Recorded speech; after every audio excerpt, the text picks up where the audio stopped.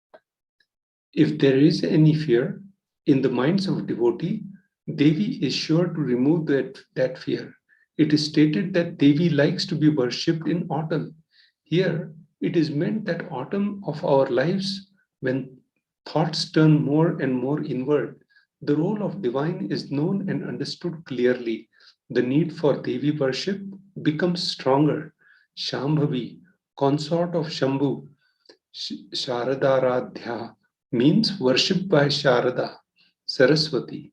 Shravani, wife of Lord Shiva, Linga Purana says Lord Shiva is called Sharva in this earth form. Shramadaini, Devi who bestows happiness on the devotees. You can offer your gratitude and devotion to Devi Parashakti by offering your Kanika, and your name called shall be chanted out during the Sankalpa.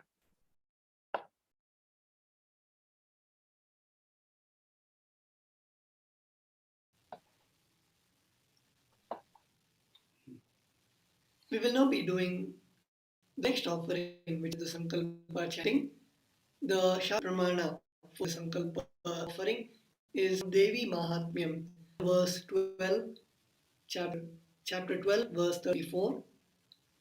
तये तन्मोह्यते विश्वं सैव विश्वं प्रसूयते सायाचिता च विज्ञानं तुष्टारुद्धिं प्रयच्छति. The goddess enchants this universe, and she herself gives birth to this universe. That goddess, being prayed without interest in anything, gives that knowledge that leads to salvation and gives wealth in materialistic sense. Devi Mahatmyam, chapter 12, verse 34. Sankalpa chanting, 1 USD. Offering the Sankalpa conscious resolution blesses the person offering with all fruition of the desires and wishes he is yearning for.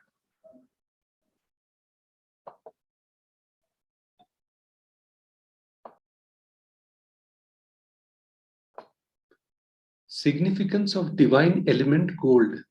Gold is present in all scriptures, Agamas, Vedas, Shrutis, Smritis, Itihasas and Puranas. In all Hindu scriptures, it is abundantly displayed that gold is the most auspicious and purest metal which purifies our being. In Hindu civilization, everything was built in gold, exchanged in gold, ritual fees were offered in gold bricks. When one was to be saved from life-threatening illness, gold was offered as exchange. Gold was in abundance and used for weighing equivalent amounts of commodity, including cows. Kingdoms were built with huge doors of gold. The streets were built, the streets and doors were built with huge columns and huge archways made of gold. Horses and cows were dressed in gold. Hindu civilization thrived on the banks of rivers of gold. Indus River was called Hiranyamaya. The Sindhu River in Rig Veda. The river Saraswati was called Hiranyavartini in Atharva Veda. Atharva Veda 6-61-7. Gold is a supreme element for offering gifts to the ones you love and revere. Temples are constructed and paved in gold. Deities are made in gold and decked and adorned in gold because it preserves the enlightenment energy for thousands of years. It lasts forever. So, Bhagwan's Supreme Pontiff of Hinduism is reviving that golden tradition of bringing the gold in back in the as a currency. Sri Kailasa is using that golden currency, and the golden currency is also called Swarna Kasu. And you'll see the picture here and the Shastra Pramana for that.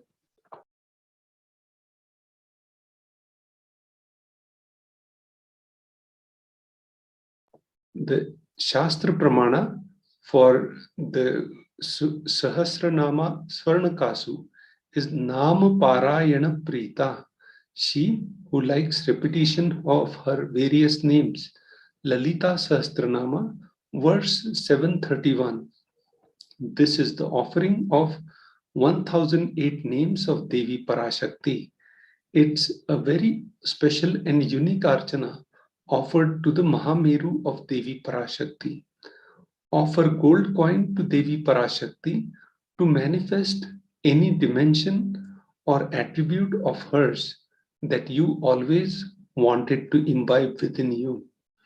So this gold coin, Swarnakasu, if you remember, all in India, in Bharat, people on the Deepavali day, they worship the Devi, and this this gold coin is worshipped in during the Diwali.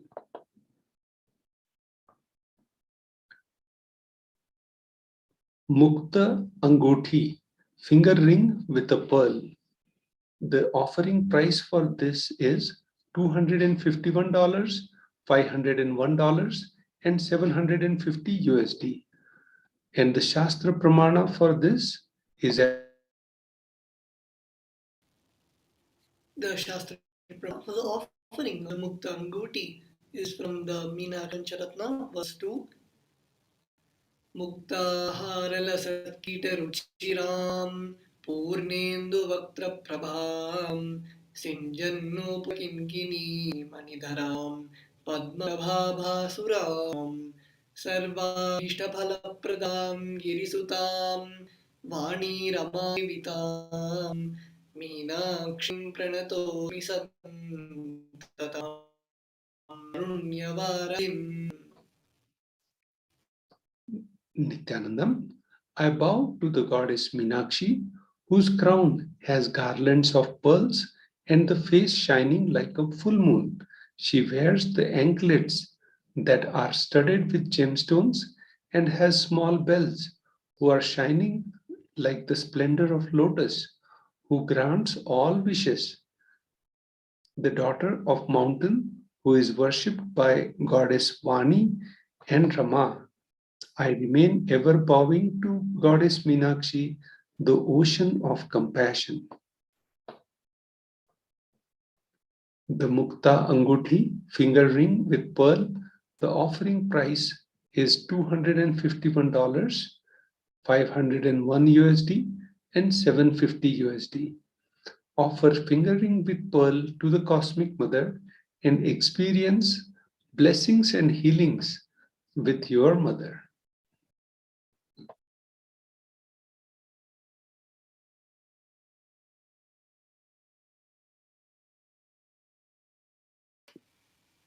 The next is the offering of the Swarna Pushpa, which is the golden lotus. The donation amount for this offering is 600 USD.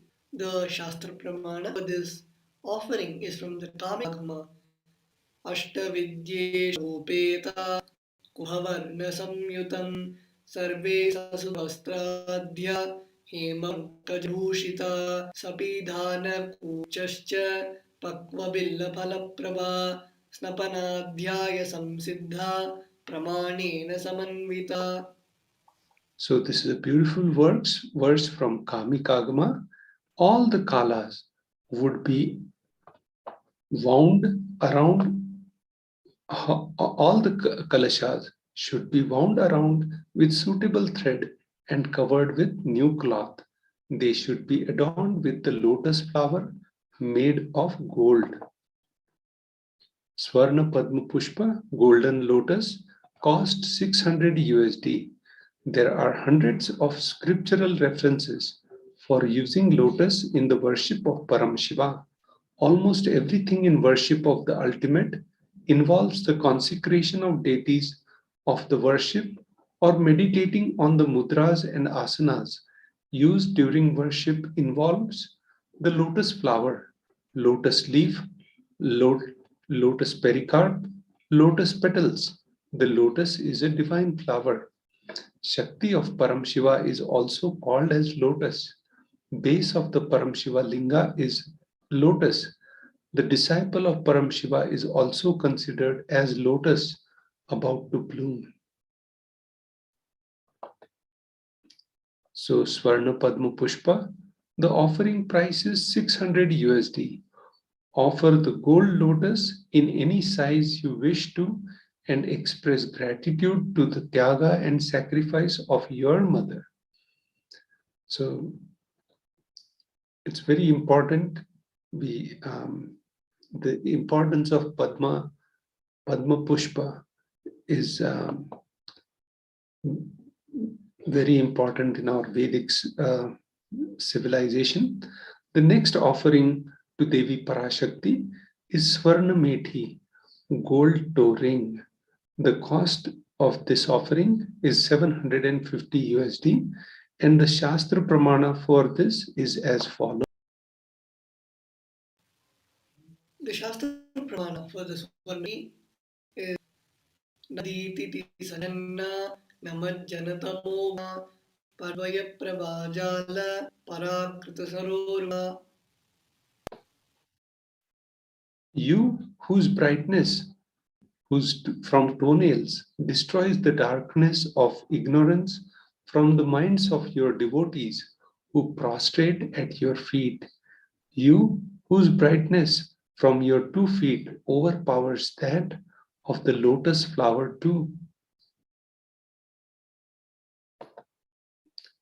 The Swarnameti gold toe ring cost of the offering is 750 USD. Offer toe ring to Devi, adorning her sacred feet to be in the constant gratitude for receiving her blessings in even the most difficult aspect of our life. Swarna Mangatika, gold hairline jewelry, cost 750 USD.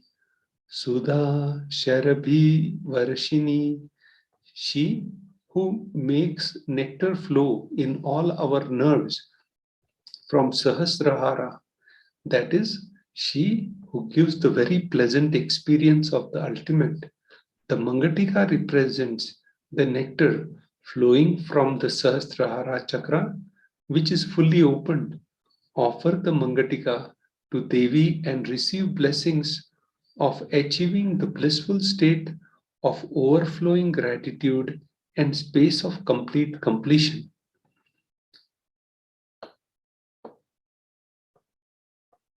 The next offering is for offering to the Guru, and the Shastra Pramana for this is as follows. Shastra Pramana for offerings to the Guru. Let us now see the context. We have seen all the offerings to Devi Parashakti, and we will now be moving on to the offerings to the Guru, whom through which we are connecting to Devi Parashakti.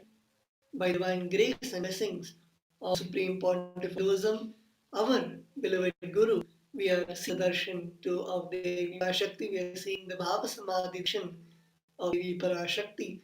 And let us now take this wonderful opportunity to offer our gratitude, to offer our deep devotion to the Supreme Pontiff of Hinduism. The first Shastra Pramana for the offerings to the Guru is from the Kulanava Tantra, the chapter 12, verse Napadaparo Tadeva Shri Guru Paraha Mahishatat Paradiksha Napunyam Kula Pujanat. No mantra higher than Baba, no God higher than Guru, no initiation higher than the Shakti, and no merit higher than worship. This is a wonderful Shastra Pramana for giving the context on why we need to offer the worship to the Guru. We will now be moving on to the next Shastra Pramana, which is again from the Karnava Tantra, the 12th chapter, 120. रिक्तहसश्च no पेया दाजानन् देवतां गुरुं फलपुष्याम्बरादि यशाशक्त्या समर्पयेत् एवं यो Nardevi ब्रह्मराक्षसतां व्रजेत्. The meaning of the mantra is one should not approach royalty, the deity, the guru empty-handed. He should offer fruit, flower, cloth, and the like according to his capacity. One who does not do so becomes a Brahmarakshasa. Here, by Brahmarakshasa, the Karnava Tantra, Bhagavan Paramashiva says about the state of our mind in which we are in when we do not approach the Guru with any offering, because the Guru himself is the one whom we have to surrender.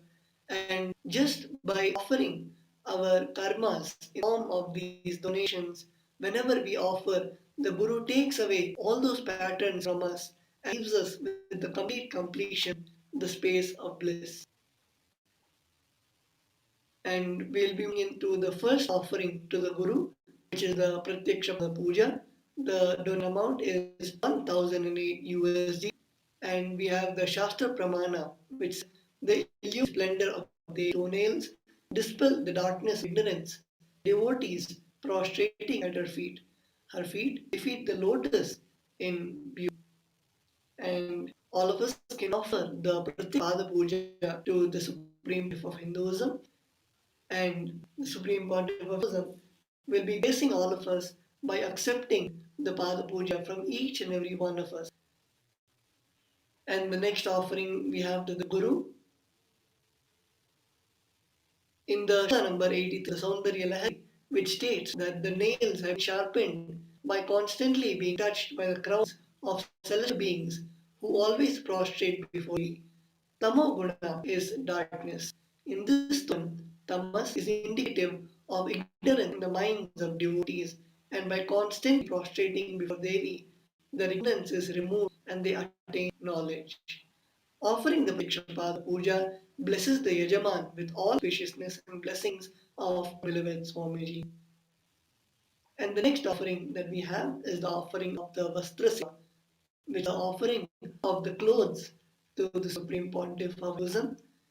And we have the Shastra Pranam, which explains about the context and the blessing that we get of offering the worship to the Guru. As even the gods and goddesses, the Guru is the embodiment of Sarvadeva Devi Swarupa, the embodiment of the gods and goddesses. And here we have the Guru himself blessing all of us. We are all blessed Guru to be in the full form where we can offer the offerings such as Pratyaksha Puja and the Vastra, which is offering of the dress, offering a dress and jewelry which the Supreme Pontiff of Hinduism adores. And we have this wonderful opportunity to offer that offering. We offering the dress to the Supreme Pontiff of Hinduism, and we would have seen in Hinduism, in the Vedic tradition, the Sanatana Hindu Dharma, in the olden days, whenever we have a guest, whenever we have the coming, we first receive the Guru with the dress, the new dress, the jewelry, the flowers, and various other offerings. And here, the Supreme Pontiff of Hinduism is reviving the same tradition and giving an opportunity for all of us to offer these wonderful sevas to the Guru. And we will be moving on to the next offerings, next segment. And for that, we request all the participants to make the offering of your choice. All can log to tiny.cc/Devi offerings to make our gratitude of offering gratitude or offering of devotion. And we have the registration form, which is tiny.cc/Bhavasamadhi. And we register for the sevas that we would offer. Next, we can do the donation itself online.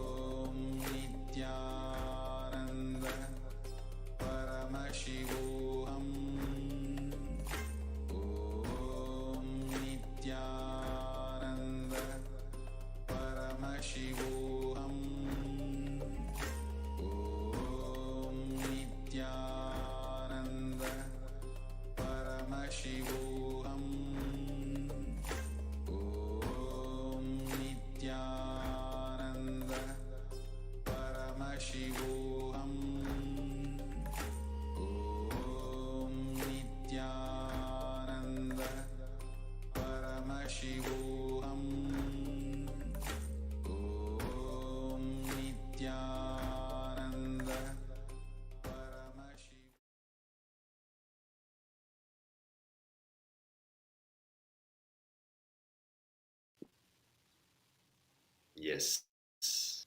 So welcoming all the viewers back to this final segment before receiving the darshan of the Supreme Pontiff of Hinduism, of Devi Parashakti. So here in this segment, we're going to cover the glimpses of the glorious past on the 1st of January. So all the various contributions, activities, and everything that the Supreme Pontiff of Hinduism has offered to the world, has contributed to the world on this very day since the beginning of his public life. So let us jump into the segment.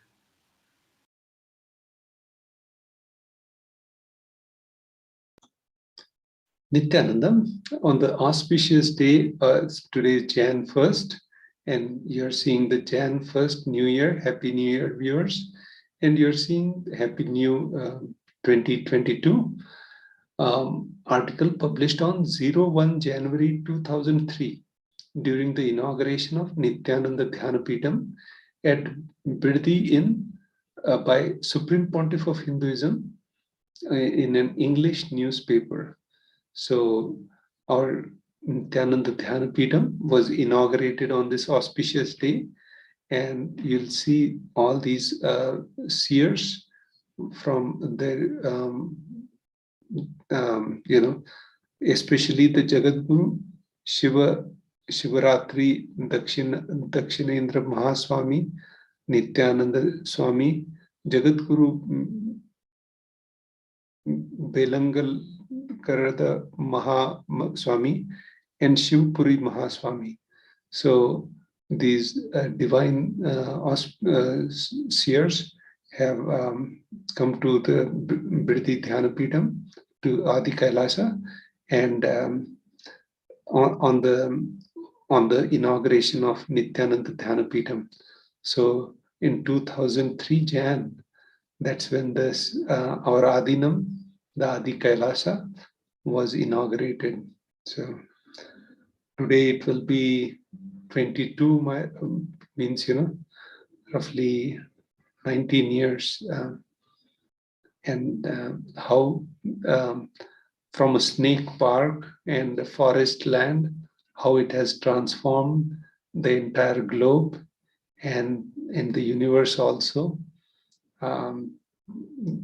This whole thing started on this auspicious day. So I'd request Ashutosh Maharaj to comment. Yes, perhaps one thing I would like to add also on this slide before moving on to the next year, if we look at the title of the newspaper, it says "Smile and Be Healthy." And Swamiji has shared in the past that perhaps one of his most unexpected contribution since his public life is the Smile Diksha. So Swamiji shared that strengthening the feeling connection and of the devotees just by a smile. So Swamiji said that such a diksha is perhaps a new creative way that Swamiji has in order to inspire and energize the devotees just through a simple smile. So yes. Here we can see glimpses of the Supreme Pontiff of Hinduism Mission Day celebration. So Mission Day is the day where he started the mission and the purpose of his very advent as an avatar.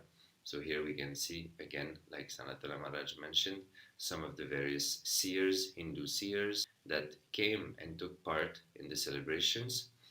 That is on the picture on the left, and on the right we can see Swamiji, young and seated and receiving worship and the devotion of the devotees on this very auspicious mission celebration day. Nithyananda. Yes, on this auspicious day, one of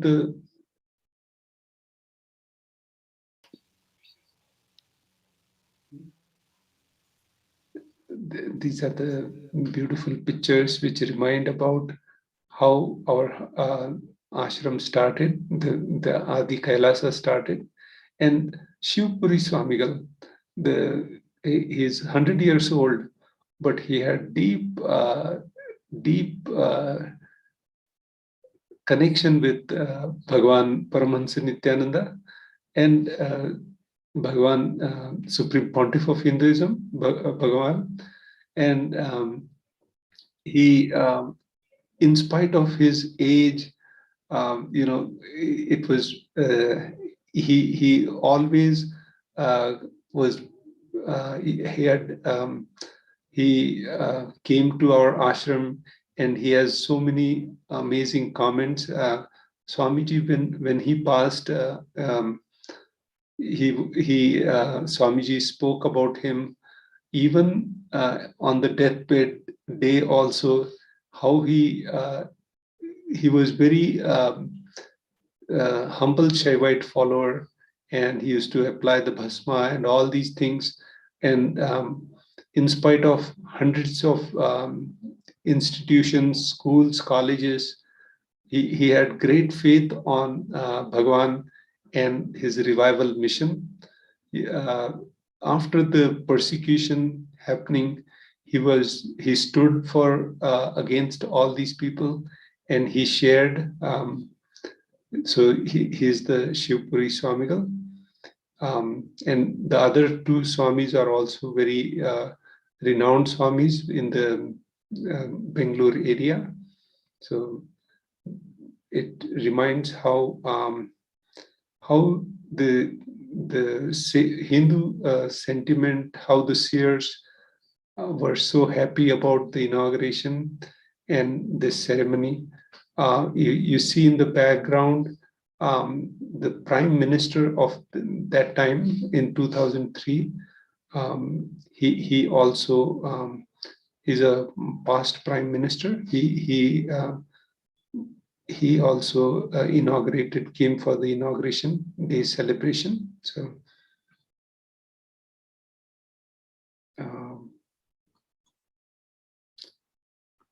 next. So next we have here on the 1st January of 2005, an article published in the Dinatanti newspaper. So Swamiji, during the first 10 years, the first decade of his physical public life, used to be extremely active. Before the persecution landed, Swamiji was contributing enormously to the communities in the various regions, especially in South India. And he used to have articles published in newspapers, in hundreds of newspapers. Here we can see the picture of one of those newspapers, sharing various quotes and various powerful cognitions which Swamiji was revealing at that time. And that was something that was very common. And so here we can have a glimpse. Yes, thanks for sharing. Yes, Bhagwan's articles were published across, and there are certain, if you go in Nithyananda Pedia, in Nithyananda book publications, one of the books which is compilation of all, these were so popular throughout Tamil Nadu. There was a book published by Nithyananda Dhyanapidam about the article which used to be daily published, and that compilation was so popular in Tamil Nadu, and that book and Bhagwan's his all these articles were so widely popular. The prime minister, the prime minister, and the chief, the president of India, Abdul Kalam Azad, Abdul Kalam. So his he was also a great follower of Bhagavan Paramahansa Nithyananda, Supreme Pontiff of Hinduism, and he was very glad and to the book publication day when it was released. He was the president. He released this book to the public later on, and he was telling how eagerly he used to wait for Bhagwan's articles to come in the newspaper. And these articles of Bhagwan has even made the print media very, that's what he used to say. I used to see this newspaper to read his articles, which come and get published. So, as all of you know, the Living Enlightenment book also was one of Swamiji's writings. Was inauguration for that book was done by the current president, Prime Minister Narendra Modi. So, Bhagwan's publications are so simple to connect with people like all across the globe. And when Bhagwan also did tours in US, Canada, across the globe, he traveled widely in South America, North America, Southeast Asia, and all these areas. And he used to visit different newspapers and the TVs stations, the radio stations, and all those compilations are now available on the Nithyanandapedia website. So please visit that, and we'll move to the next day of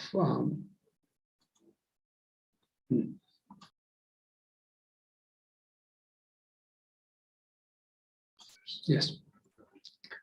So in one of the things Bhagwan was telling, till 2010, till 2009, you'll see Swamiji. If people have not seen, it was the bubbly, jovial Swamiji, and he used to get into the Bhava Samadhi, like how Bhagavan Ramakrishna used to be in the Bhava Samadhi, and he used to do the dance. So this jovial Swamiji, and he used to go in the circle, in the round, circles, and it used to be so ecstatic and so powerful that the people used to get so energized that he used to the entire the people around used to, you can see that smile captured. So in this the first slide, first photo, you'll see how Swamiji used to go around in so much high speed, and the dance and the Bhava Samadhi, it was so ecstatic. And the second picture is where like the inner awakening participants and all the people, thousands of people around. There used to be crowds of 50,000 people in these, more than 50,000, and they used to be ecstatic in this Bhava Samadhi, and they used to dance and chant, and so all that is captured in this picture. And Swamiji said that was the bubbly, jovial Swamiji up to 2009. After that, after the persecution, and hundreds of attempts to the assassination attempts on Swamiji. Swamiji's we he had to withdraw from this thing, and he had it was very restricted to see Swamiji dance and all that. But I was fortunate in 2015, my first inner awakening. Swamiji came from the Vyaspita, and towards the end of the, um, he danced in middle of our I class, and it was such a powerful, ecstatic moment to see Bhagavan dance. This cannot be described in words, so you can just go on the and maybe watching video, maybe another thing, but being in those thousands of people and enjoying that dance and that ecstasy. And this is what, for example, the ISKCON Sampradaya, Prabhupada, and his guru, Gauranga Swami, he used to be ecstatic and do these dance and the Ratha Yatras and all that. And Bhagwan literally revived the same technology in South India, revived that whole culture of. So we are fortunate that, with Krishna or Gaurang Swami or Prabhupada, we are not able to capture all those things, maybe with Prabhupada, but we are not able to capture all those with those incarnations.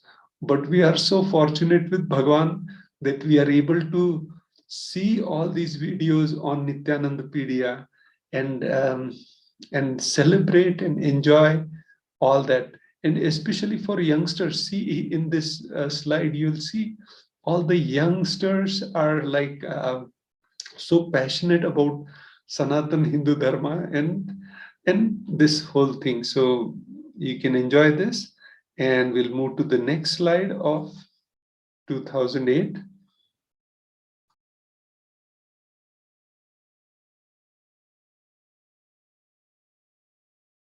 Yes. So in 2008, you'll see in the front row these young sannyasis, and they are doing the they are doing the arti. So Pratyaksha Pad Puja is happening in the front, and on that day, and also the arti, the sacred arti, is being offered, and this was in 2008. And how when Bhagavan conducts the puja, how beautifully he connects with the divine, and all that is captured in the second picture.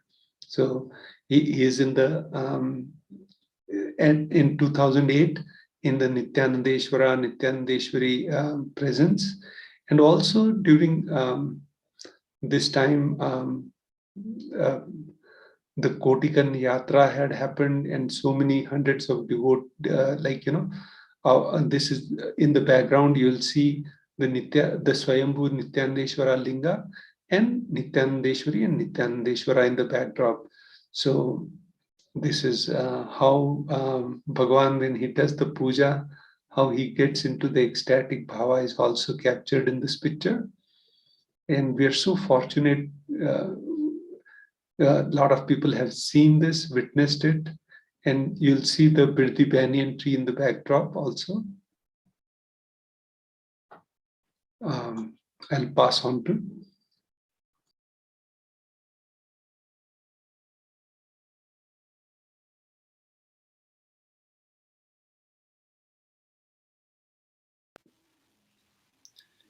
So on the 1st January 2009, glimpses of the Supreme Pontiff of Hinduism, Jayanti celebration. So obviously during this time of the year, in the previous years also, Jayanti celebration used to happen. Again, reiterating that amount of pull that Swamiji had, that the Supreme Pontiff of Hinduism had towards people during those days was outstanding. You can see the pictures on the top left, the complete halls completely filled of people. Hundreds of thousands of people used to come to get blessings, to listen to Swamiji's discourses, satsangs. And you can see also at the bottom right, people waiting to see Swamiji coming in. They want to have a glimpse of the avatar, of the young avatar. Swamiji used to come at the picture at the bottom left. You can see Swamiji used to come with his entourage of brahmacharis and sannyasis, protecting him, being around him. So people, for the sake of having this delightful sight, used to wait and eagerly. So Swamiji was able to create such an intense feeling connection in the devotees and disciples, and it's such a cool thing that we were, like Sanatana Maharaj was sharing, such a beautiful thing to be able to capture those moments in pictures and sometimes in videos. So inviting each and every one of you who want to have a glimpse of those days to go on the Nithyandapedia and to have a look at everything which is made available on Nithyandapedia. Nithyanandam. And I would like to add, when especially on the Jayanti Day celebrations, these thousands of people not only participated in the whole thing, but they eagerly waited for the darshan of Swamiji one-on-one. The line used to be so big, and Bhagwan used to make sure that anyone who is interested in darshan, till the next day morning, the line will continue.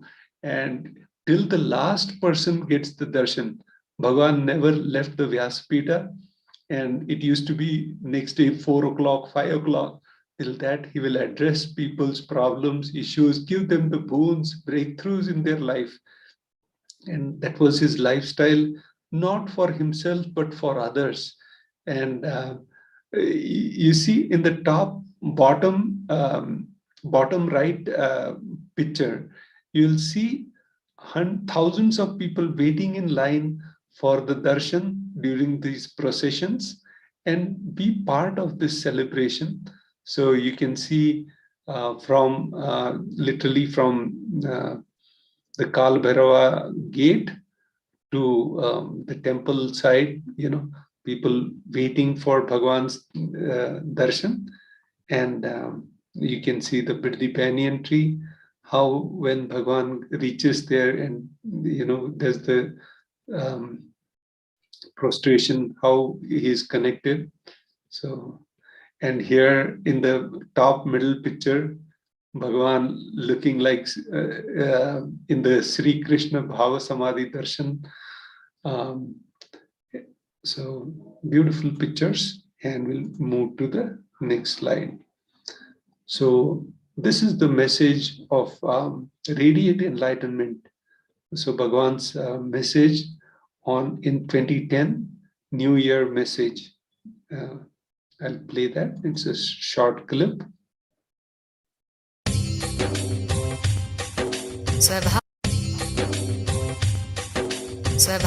स्वभावचिन्मयानन्दं कृपापूर्णं जगत्पतिं हरिषड्वर्गजेतारं नित्यानन्दगुरुं भजे स्वभावचिन्मयानन्दं कृपापूर्णं जगत्पतिं हरिषड्वर्गजेतारं नित्यानन्दगुरुं भजे स्वभावचिन्मयानन्दं कृपापूर्णं जगत्पतिं हरिषड्वर्गजेतारं नित्यानन्दगुरुं भजे स्वभावचिन्मयानन्दं कृपापूर्णं जगत्पतिं हरिषड्वर्गजेतारं नित्यानन्दगुरुं भजे ईक्षणात्रयविध्वंसं गुणावस्थाविवर्जितम्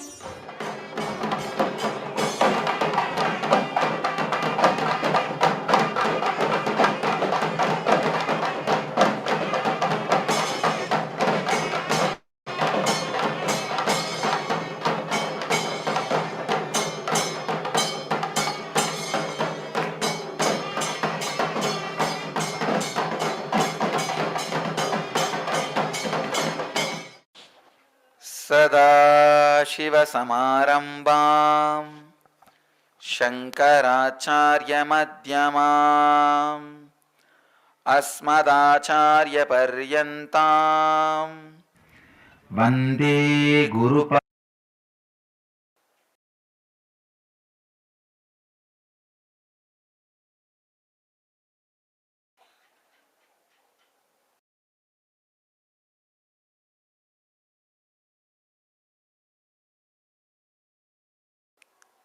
radiating. The very word is so active, alive.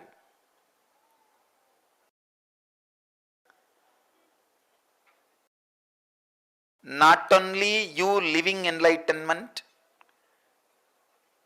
all the people around you, inspiring them through your living enlightenment is what I call radiating enlightenment. Let the enlightenment express through your muscles, in your thinking, in your words, in your action. Let it express through your being. Inspire all the people who are living around you. Please understand, the world is mirror for you. Whatever world experiences about you, you experience that as you. You continuously look into the world to know more about you, to have an idea about you. Now, create beautiful enlightened mirrors around you by radiating enlightenment. So that constantly you will remember you are not only living, radiating enlightenment. So take up this as the mission for this year. People around you should really feel the power of your enlightenment, the power of your Jivan Mukti. When I say the word living enlightenment, energy to change whatever can be changed, intelligence to accept whatever need not be changed, clarity, however you change, the whole world is just one more changing dream, and devotion towards that which is unchanging. This is what I define as living enlightenment, Jivan Mukti. Now, let these great truths radiate through your system so strongly. Let all the people around you, the world around you,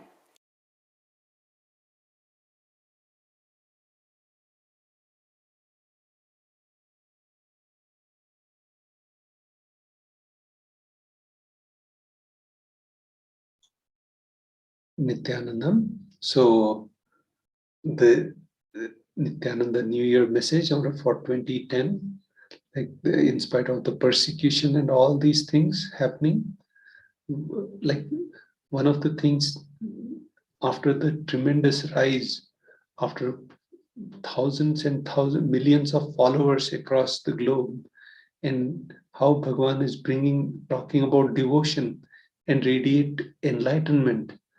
This has taken the atheist and especially the politicians, some of the, this has triggered the tremendous wave of anti-Hindu, things happening, and the persecution started. And after this, in spite of all these things, Bhagavan continues to radiate enlightenment and the science of enlightenment across the globe. And you can see the attending to each devotee, each person in those. Yes.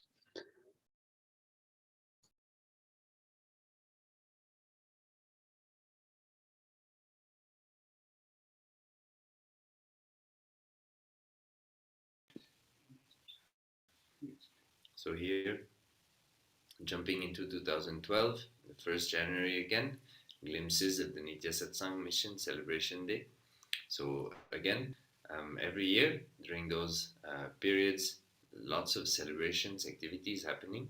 At the bottom, you can see Swamiji during the procession, and Swami reaching to the temple. So naturally, every day during those celebrations, Swamiji will go to the temple, offer his respects, his devotion to the deities, Nityandeshwari, Nityandeshwara, to the banyan tree and all the various deities which Swamiji has done a pratishtha to in the temple area. And then later on during the day, there will be darshan, puja, pada puja made available. You can see in the picture on the top right, devotees coming with buckets of flowers and pouring the flowers on the Supreme Pontiff of Hinduism as a show of respect and gratitude for whatever the Supreme Pontiff of Hinduism has given them and offered them, enriched their lives. And obviously, you can see in the picture on the top left that Swamiji always attends to the devotees one by one. So like Sanam Maharaj was sharing, during those days, you will have humongous queues of people wanting to receive the blessings of Swamiji, perhaps, receive insight for their problems. Of course, they would have to do that very quickly, but Swamiji always sat on the Simhasana and one by one blessed all the devotees until everybody received darshan and blessings. Only then would he bring these celebrations to conclusion. So an amazing display of dedication, sincerity towards the people, towards the devotees, to the Supreme Pontiff of Hinduism.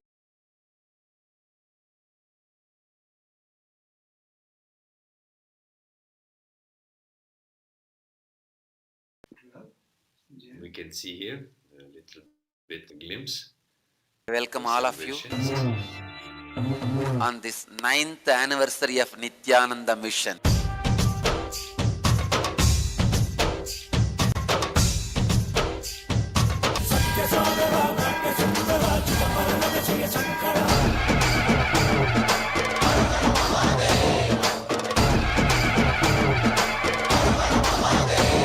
Nine-year-old organization.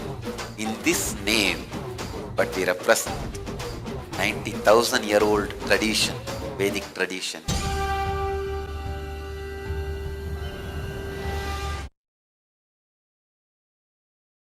So this is 1st Jan 2012. In spite of the heavy persecution, you also remember they tried to burn Bhagavan Paramahansa, His Divine Holiness, alive in in our campus itself.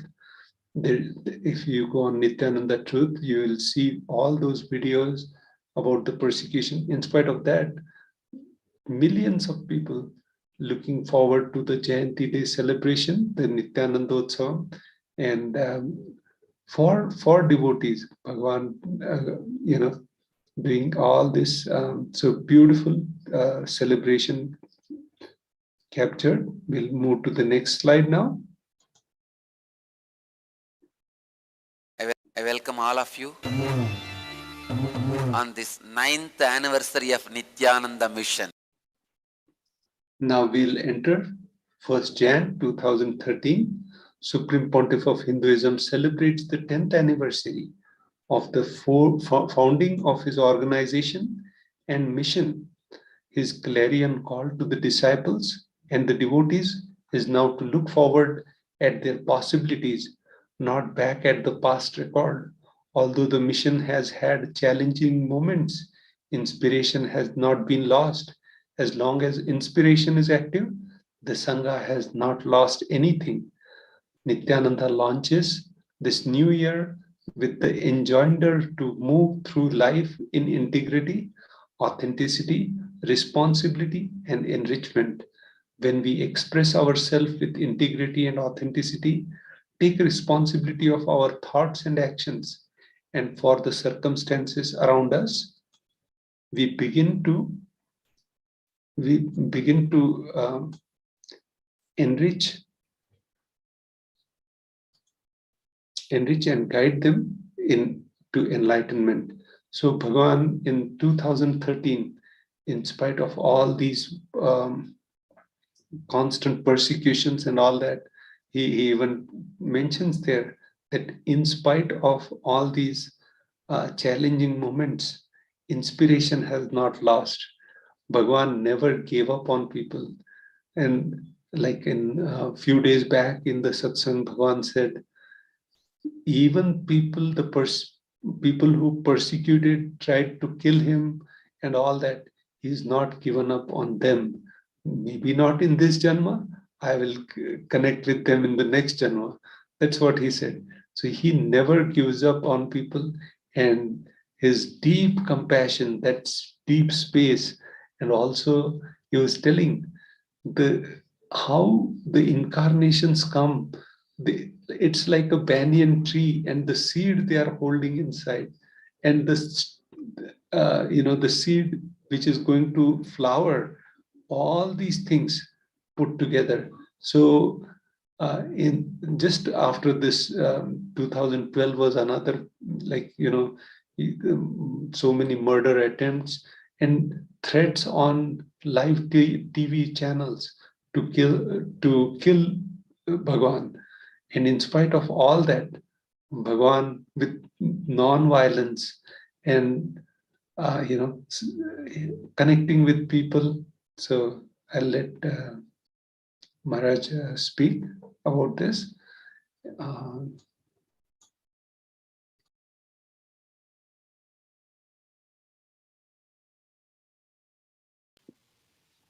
Yes, perhaps one thing I can add onto this is Swamiji, during the years in 2013, he started to introduce the four tattvas: integrity, authenticity, responsibility, and enriching. And that was such a big, unique contribution of Swamiji to Hinduism and Sanatana Hindu Dharma. The roles of incarnations is to map the highest spiritual truths, which is revealed in the Vedas and the Agamas, and to map it to the modern day, to the listening of the people at the time in which the avatar takes birth and the avatar is active in the human form on planet Earth. So these four tattvas that Swamiji revealed to the world: integrity, authenticity, responsibility, and enriching, is a very powerful mapping of the highest spiritual truth in a very practical way for people to embody and live in life, for them start to experience the space of living enlightenment. Yes, very important truths revealed, and the Bhagavad Gita decoded book is it shares all these tattvas and all these principles. You can download that book from Nithyanandapedia, and really life-changing principles Bhagavan revealed again from Upanishads and Vedagmic culture, and so glimpses of Nityananda Sangha Mission Day celebration, and you'll see how Bhagavan doing the puja at the temple of Nityanandeshwara and Nityanandeshwari, how Bhagavan on like thousands of people in the queue, how each one he will give the initiation, he will attend to each one of them in the top right picture. You'll see that, and on the left, people offering the Pratiksha Pad Puja, Guru Puja, Shiv Puja happening. So all that covered here. So now we enter into Jan 1st, 2014, and Swamiji, after during the celebrations, then giving darshan to each and everyone, and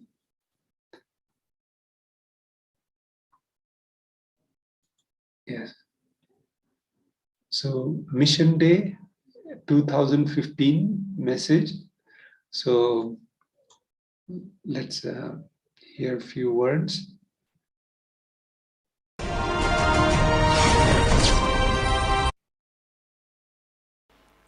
Guadalupe, Rameshwaram, New York, Varanasi, Wisconsin, Houston, Kalahasti, Houston, Texas, Rajabalayam, Madinam, Thiruvannamalai, Kulim, Tiruttani, Seattle, Chidambaram, Hyderabad, Guptakashi, Toronto, Thirukkailayam, Los Angeles, Arunachalam, Vancouver, Canada, San Jose, Madurai, San Diego, La Jolla, Ohio, Prague, Oklahoma, Somanatham, Warrington, UK, Colombo, Sri Lanka, Seremban, Shivagasi. And some more cities are joining. I welcome all of you with my love and respects. Okay, so we just now saw the 2000 Mission Day celebration,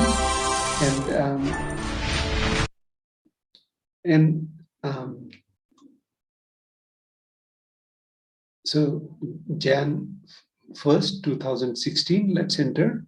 On the special 13th year of the Nithyananda Sangha Mission Day was celebrated on Jan 1st with Supreme Pontiff of Hinduism, Jagadguru Mahasannidhanam, His Divine Holiness Bhagavan Paramahansa Nithyananda, sharing his message to continue contributing to remain relevant to the society and to flourish.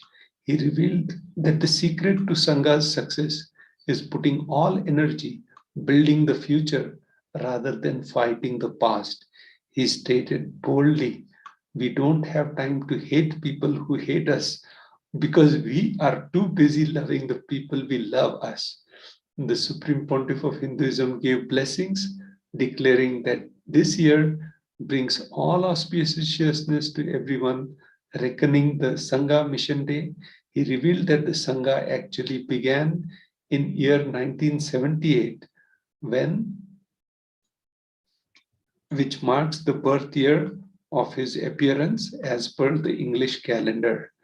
So next, on 1st Jan 2017, on the New Year's Day 2017 and 14th anniversary of Nithyananda Sangha, founder and living avatar, Supreme Pontiff of Hinduism, Jagadguru Mahasannidhanam, Bhagavan powerfully declares, my message for all of you on this day, creating new species.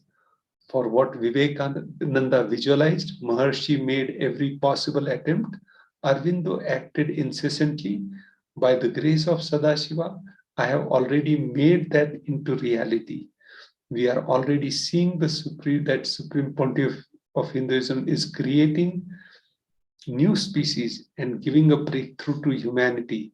During his December 2016 Shuddhadvaita program, results show that 85% of participants are already manifesting one or more Shaktis or spiritual powers. Nithyananda Palasans have been touring the globe for past 2 years, showcasing the powers of Third Eye Awakening. And around the world, graduates of the Inner Awakening program and Shuddhadvaita programs are also manifesting the same Shaktis of Third Eye Awakening. This year, Supreme Pontiff of Hinduism will present the scientific research providing a whole new never discovered strand of DNA. And so Bhagavan revealed all that in 2017, and I was witness of all these things, and that is why we need a fort where we can, have this new species. So now we enter into Jan 2019.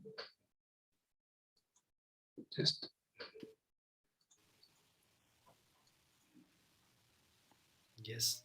Yes, so on the 1st January 2019, the Supreme Pontiff of India Puja participants, and the Supreme Pontiff of Hinduism also conducted a very special session under the banner So in 2019, as we all know, the pandemic had started, but Swamiji did not allow these unfortunate external events to stop the level of contribution that he and his mission are offering to the world.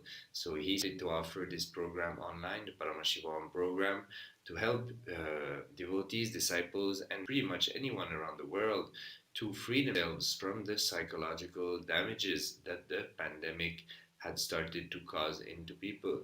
So Swamiji, um, was offering these programs, and here we can see also in the pictures at the bottom, people, the disciples, devotees, brahmacharis, sannyasis, receiving the Maheshwara Puja and offering the Naivedyams on this auspicious day.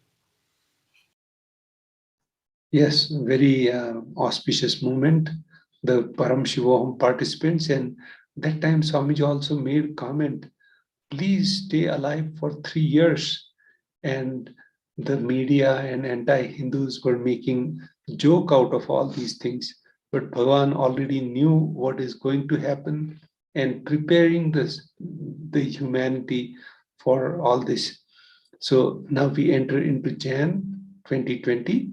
The Supreme Pontiff of Hinduism, Jagadguru Mahasannidhanam, His Divine Holiness Bhagavan Nithyananda Paramashivam, on this most auspicious occasion, Mission Day celebration, opened the year with the powerful message of Param Shiva. Celebrate him in your life in every dimension. More and more you celebrate his presence, he manifests through you. He manifests when you celebrate his presence. Don't struggle. Struggle is absolutely immaturity. When you fall in love, you will be struggling to keep yourself in love. If you consciously decide to celebrate, you manifest Param Shiva. His Divine Holiness explained that the mission day is the essence of his 42 years of mission, 42 years of Param Shiva manifesting through this body and doing his work. So with this, we conclude our segment of sharing, and let's.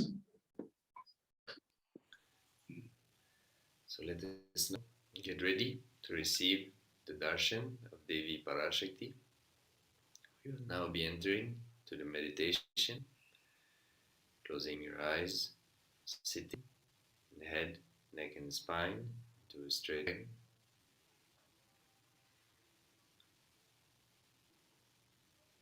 Visualizing His Divine Holiness, Swamiji, the Supreme Pontiff of Hinduism, in your Anandagandha, in your inner space.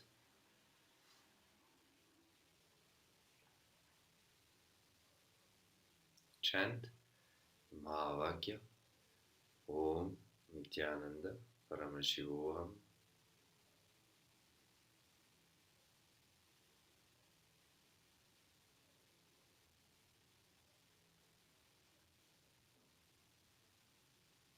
Connect the Supreme Pontiff of Hinduism with Devi Parashakti to enter into receptive mode, ready to receive the blessings, the grace, initiation from Devi Parashakti.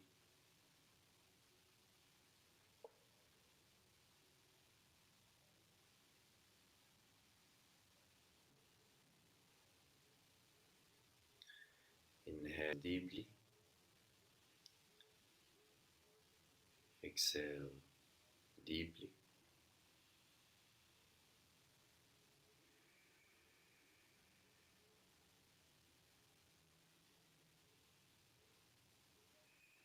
Invoke the presence of Devi Parashakti in your life.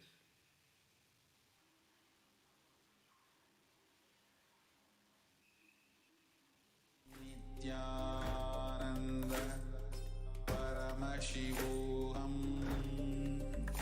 Om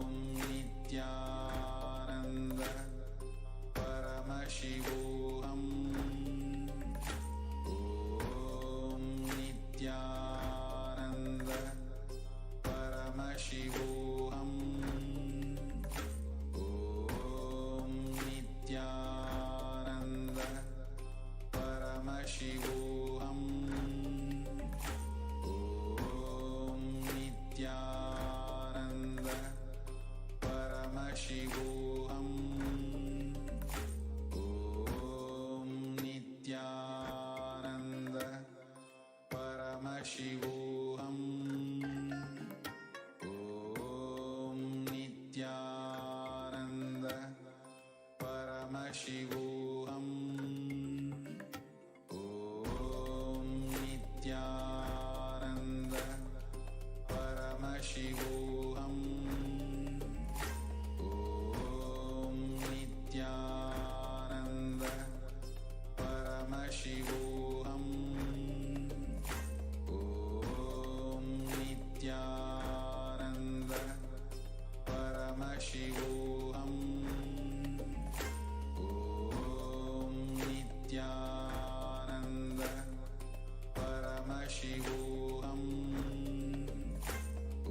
Om Nithyananda Paramashivoham. Om Nithyananda Paramashivoham. Om Nithyananda.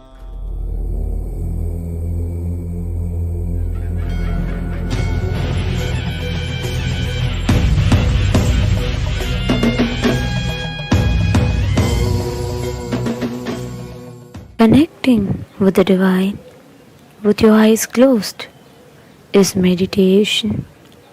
Connecting with the divine with your eyes open is darshan. Come, let us all now move from meditation to darshan.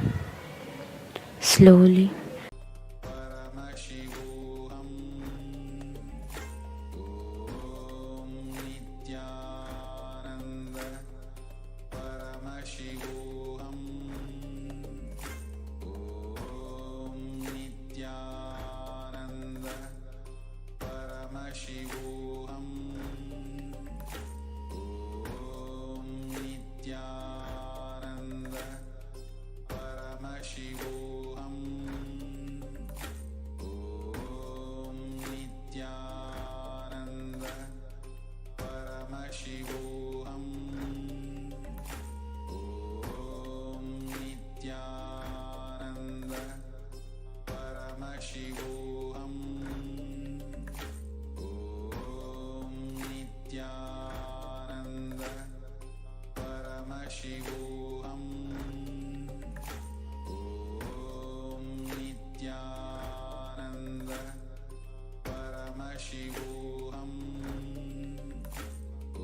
Om Nithyananda Paramashivoham.